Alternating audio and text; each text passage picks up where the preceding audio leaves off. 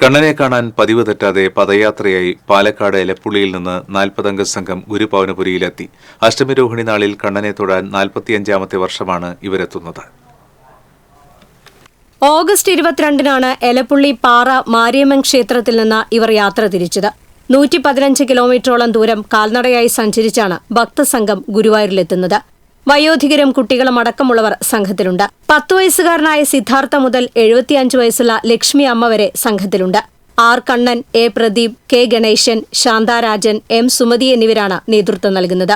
തേനൂർ കാളിക്കാവ്, പഴയന്നൂർ ക്ഷേത്രം, തിരുവല്ലാമല ക്ഷേത്രം, പാറക്കോട്ടുകാവ്, അകമല ശാസ്താക്ഷേത്രം, ഉത്രാളിക്കാവ് ഭഗവതി ക്ഷേത്രം, ശ്രീകൃഷ്ണപുരം ക്ഷേത്രം, നെല്ലുവായി ശ്രീ ധന്വന്തരി ക്ഷേത്രം എന്നിവിടങ്ങളിൽ ദർശനത്തിന് ശേഷമാണ് ഗുരുവായൂരിലെത്തുന്നത്. അഷ്ടമി രോഹിണി നാളിൽ ഉണ്ണിക്കണ്ണനെ കണ്ട് തൊഴുത് പിറന്നാൾ ആഘോഷങ്ങളിൽ പങ്കെടുത്താണ് ഇവർ മടങ്ങുക. TCV news, Erumapetty.